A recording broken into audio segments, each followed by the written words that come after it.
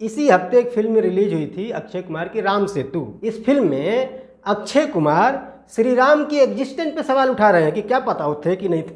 मेरा जहाँ तक ओपिनियन है कि धर्म के ऊपर तो फिल्म बननी ही नहीं चाहिए। बना है ना अभी एक आदि पुरुष, कैसा लग रहा है? मजा आ रहा है? कार्टून बना के रख दिया। खेसारी लाल ने मंदिर के दरवाजे पर अजी क्या हाल है? ठीक है दोस्तों, मैंने फेसबुक पे पोस्ट किया था कि अगर आपके मन में कोई सवाल है तो पूछ सकते हैं। बहुत सारे लोगों ने सवाल पूछे हैं, उनमें से कुछ इंपॉर्टेंट सवालों को मैं उठा के लेके आया हूँ जिसका जवाब मैं आपको देने वाला हूँ। तो सबसे पहला सवाल जो पूछने वाले हैं इनका नाम है चंद्रेश पटेल डांस।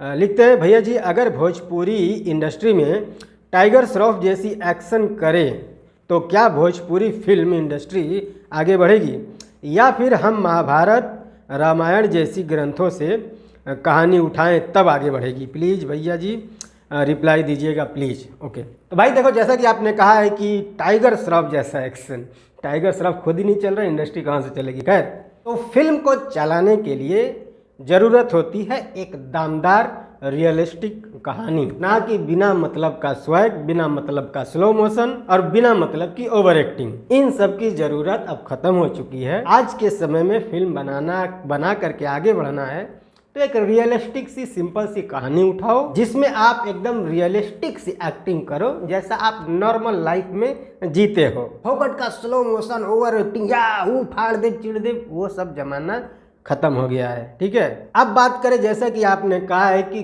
ग्रंथों से कहानी उठाए जैसे रामायण या महाभारत, तो वैसे तो मैं धर्म के ऊपर कभी बहस नहीं करता हूँ क्योंकि मुझे धर्म की कोई जानकारी है नहीं, मैंने धर्म की कोई शिक्षा नहीं ली है। बट अगर आप सवाल कर रहे हैं तो मैं अपना एक ओपिनियन बता सकता हूँ कि मैं क्या सोचता हूँ। तो पहली बात ये कि फिल्म क्यों बनाई जाती है? मनोरंजन के लिए और कुछ लोगों का बिजनेस सेट करने के लिए, ठीक है ना? तो क्या जो आप ग्रंथ या किताबों के नाम बताए हैं, क्या वो मनोरंजन का साधन है या कुछ लोगों के बिजनेस का साधन है?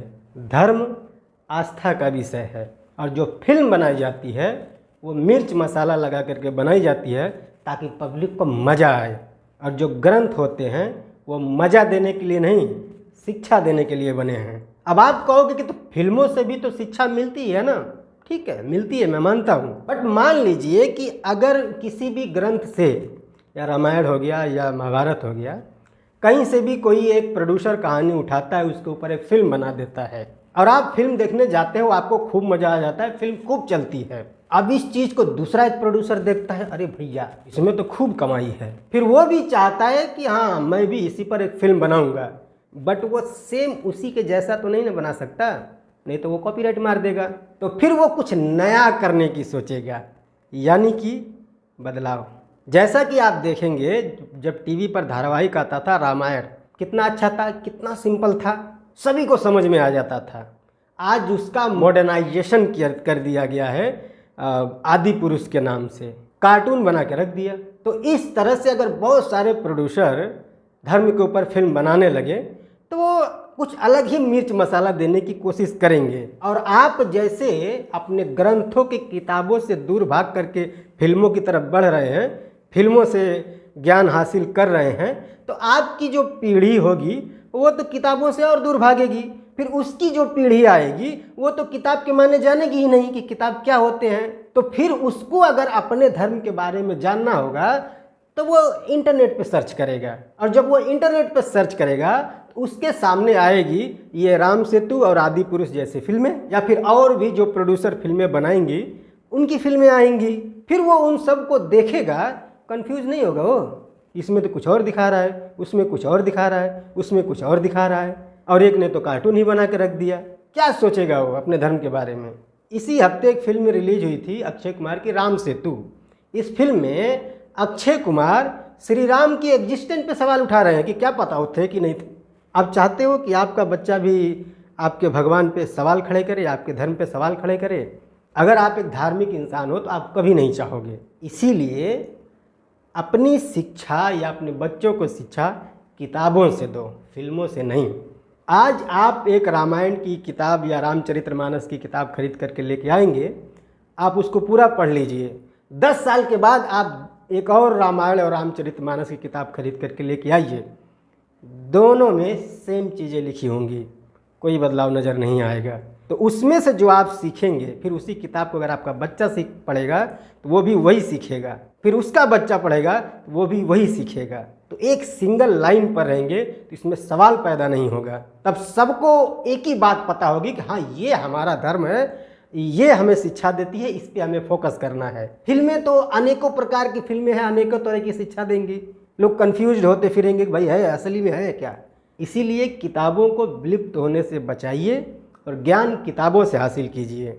फिल्में जो है वो सिर्फ और सिर्फ बिजनेस का जरिया है, पैसा कमाने का उन लोगों का धंधा है। हमारे देश की जो जनता है ना, वो बहुत ज़्यादा इनोसेंट है, भावुक है, बहुत ही भोली जनता है। उनको आप बहुत आसानी से ना वो मैनिपुलेट कर सकते हैं कि देखो हमने एक फिल्म बनाई है, इसमें हमने अपने धर्म को बहुत ऊंचा दिखाया है, बहुत अच्छा दिखाया है, और जनता ताली बजाने लगती है। कल को दूसरा एक आदमी फिर फिल्म बनाएगा। बना है ना अभी एक आदि पुरुष, कैसा लग रहा है, मज़ा आ रहा है। और आप सोच रहे हैं कि सरकार इन पर रोक लगाए, क्यों लगाएगी भाई? हजारों करोड़ का बिजनेस, उसमें सैकड़ों करोड़ों हमको टैक्स मिलेगा, क्यों रोक लगाए? और अगर मान लो सरकार रोक लगा भी देती है तो वो भी 200-300 साल पहले कोई सर्च करेगा तो इंटरनेट पे आएगा वो। तो जो लोग धर्म पे आज भी लोग कुछ लोग सवाल उठाते हैं ना, वो इस टाइप के लोग उस समय भी रहेंगे। फिर वो लोग दिखाएंगे देखो ये इतिहास किसी महापुरुष ने लिखा है और ये सच है। फिर आप गली गली साबित करते फिरोगे कि नहीं ये सच नहीं है, हमारा ये सच है। फिर लोग कन्फ्यूज्ड होंगे। तो ये धर्म में, संस्कृति में कन्फ्यूजन पैदा मत होने दो।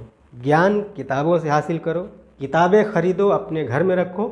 और धार्मिक किताबें जो होती है ना, वो घर में रखने से घर से बुरी आत्मा भी निकल जाती हैं, बाहर चली जाती है, उस घर में प्रवेश नहीं करती हैं। तो किताबें अपने घर में रखो, किताबें पढ़ो, उससे ज्ञान हासिल करो, अपने बच्चों को सिखाओ, अपने बच्चों को पढ़ाओ। अब मैं ये मत नहीं कहता हूँ कि फिल्म मत देखो, देखो, बट वो सिर्फ एक मनोरंजन है। मेरा जहाँ तक ओपिनियन है कि धर्म के ऊपर तो फिल्म बननी ही नहीं चाहिए, चाहे वो कोई भी धर्म हो। एक अच्छा बनाएगा, दूसरा आके लिपापोती करके निकल जाएगा। किताबों को जब आप बढ़ावा दोगे तो किताबें नहीं बदलती हैं। जो आप पढ़ोगे आपका बच्चा भी वही पढ़ेगा, उसका बच्चा भी वही पढ़ेगा, उसका बच्चा भी वही पढ़ेगा। तो धर्म और संस्कृति सब कुछ सेफ रहेगी। सवाल उठाने वाले तब कम पैदा होंगे। लेकिन जब अनेकों प्रकार की कहानियाँ भर के लोगों को कन्फ्यूज कर दोगे तो सवाल उठाने वाले ज़्यादा पैदा होंगे, और ऐसे धीरे धीरे करके धर्म को मानने वाले विलुप्त हो जाएंगे। ठीक है, ओके। अगला जो सवाल है लिखने वाले हैं सुमित कुमार यादव। लिखते हैं भाई अश्लील सब जगह है पर भोजपुरी बदनाम क्यों है? कहाँ है भाई? किस इंडस्ट्री में भौजी का ढोड़ी और साली का साया गाया जाता है? कौन सी इंडस्ट्री है? बात अश्लीलता की नहीं है, बात यहाँ रिश्तों की मर्यादा की है। अश्लील तो लगभग हर आदमी है, बट उसकी एक जगह होती है। आप कहोगे बॉलीवुड में भी हीरोइनें बड़े छोटे छोटे कपड़े पहनती हैं, वो तो संविधान अलाउ करता है ना भाई साहब, छोटे कपड़े पहनना। आप कैसे कपड़े पहनोगे, ये संविधान अलाउ करता है। और जो वीडियो फॉर्म में होता है ना, जो दिखता है वो वीडियो फॉर्म में होता है। आप अपने बिस्तर के कोने में सो करके आराम से म्यूट करके देख सकते हो, नो प्रॉब्लम। बट गाने जो होते हैं वो तो डीजे में बजेंगे ना, वो आप भी सुनोगे, माता बहनें भी सुनेंगी, मज़ा आएगा क्या आपको? अश्लील तो हर आदमी है, आप भी अश्लील हो, मैं भी अश्लील हूँ। बिना अश्लीलता के इतनी बड़ी आबादी हो ही नहीं सकती हमारी। बट हर चीज़ की एक जगह बनाई हुई है। वीडियो तो मियाँ खलीफा के भी आते हैं इंटरनेट पर, बट उसकी एक जगह है ना, वो डीजे में नहीं बजा सकते हो ना।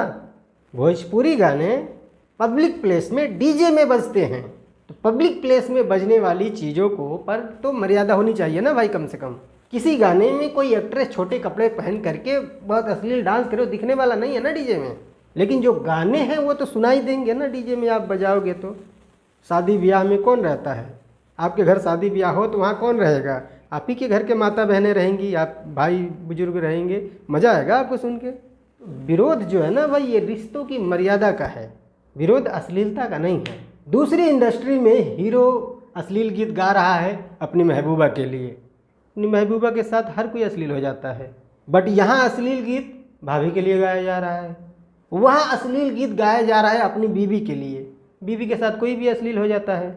यहाँ अश्लील गीत गाया जा रहा है साली के लिए, साली के साथ कौन अश्लील होता है भाई? भाभी के साथ कौन अश्लील होता है? और अगला जो सवाल है लिखने वाले हैं गोविंदा राज। लिखते हैं मेरा सवाल ये है कि भोजपुरी में कुछ बदलाव हुआ है या नहीं हुआ है? ना भाई साहब, बहुत बड़े बड़े बदलाव हुए हैं। अब जैसे कि पहले भोजपुरी फिल्में 100 से 150 सिनेमा घरों में लगती थी, आज एक सिनेमा घर में लग रही हैं। ये बदलाव है कि नहीं है? भोजपुरी में इतने सारे बदलाव हुए कि मैं गिनाने बैठ जाऊँ तो सुबह हो जाएगा, बट वीडियो और भी लोगों का सवाल लेना है। अगला जो सवाल है लिखने वाले हैं जावेद अख्तर, लिखते हैं किस तरह से भोजपुरी का विकास हो, इस पे वीडियो बनाइए। तो भाई देखो ऐसा है ना, वीडियो बनाने की कोई ज़रूरत नहीं है, 2 लाइन में मैं आपको समझा देता हूँ। भोजपुरी इंडस्ट्री को आगे बढ़ाने के लिए भोजपुरी इंडस्ट्री को प्रमोशन की ज़रूरत है। आप दूसरी इंडस्ट्री वाले को आप देखेंगे तो वो 5 करोड़ की फिल्म बनाएंगे और उस पर 15 करोड़ का प्रमोशन करेंगे, बाद में कहेंगे कि ये 25 करोड़ में बनी हुई फिल्म है, बट वो 25 करोड़ की होती नहीं है। आप समझ लो कि वो 5 ही करोड़ की फिल्म है, बाकी का 15 करोड़ रुपये प्रमोशन पे खर्च किया गया है। हमारे यहाँ क्या होता है, फिल्म आने वाली है, एक पोस्ट डाल दिया फेसबुक पे, हो गया प्रमोशन। क्या आगे बढ़ेगा इंडस्ट्री?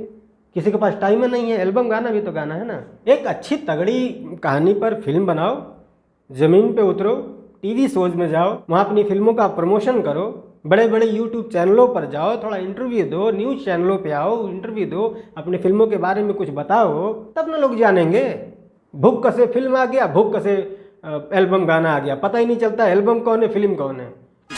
ओके, अगला जो सवाल है लिखने वाले हैं गीता प्रसाद, लिखते हैं खेसारी लाल ने मंदिर के दरवाजे पर मतलब हाँ ठीक है जो भी है भाई, देखो ऐसा है ना कि धर्म के बारे में अगर आप जानकारी हासिल करना चाहते हैं, कुछ भी डाउट है कि ये क्या सही है क्या गलत है, तो जो धर्म के जानकार हैं ना उनसे आप पूछोगे तो वो बेटर आपको बता पाएंगे कि क्या सच है, क्या सही है, क्या गलत है। क्योंकि जो जिस फील्ड में होता है उस फील्ड के बारे में वही बेटर जानता है। यार हम लोग तीसरी क्लास फेल आदमी, हमें क्या पता कि अपमान कैसे होता है दरवाजे पे लात मारने से। हम जैसे गंवार लोगों से अगर आप पूछेंगे तो मैं यही कहूँगा कि भाई दरवाज़ा दरवाज़ा होता है और भगवान भगवान होता है।